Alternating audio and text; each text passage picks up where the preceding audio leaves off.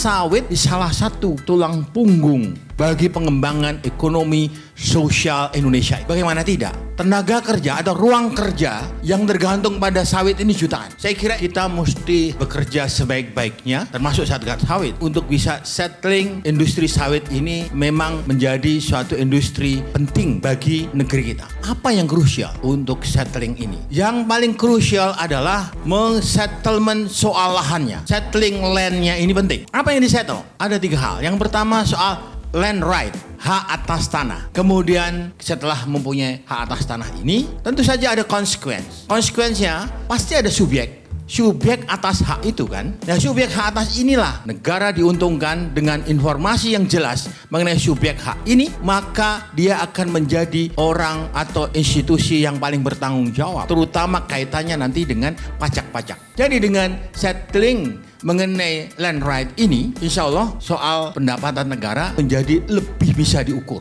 Intinya ke sana.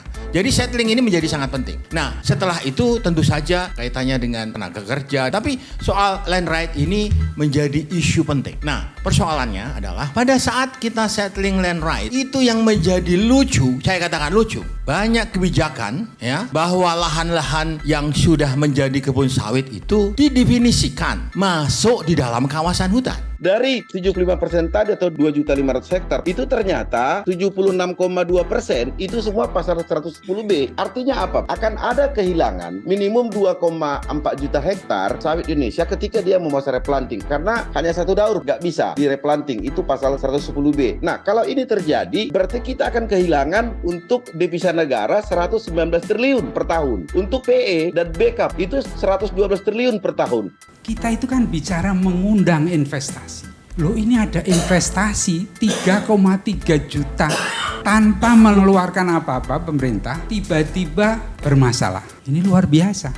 Investasi selain oleh rakyat sendiri, dengan dana rakyat sendiri, di lahan-lahan NKRI, kenapa di situ tidak kemudian muncul undang-undang yang ketiga yang lahirnya belakangan, namanya Undang-Undang Tata Ruang. Di dalam Undang-Undang Tata Ruang harus terjadi lagi kebersamaan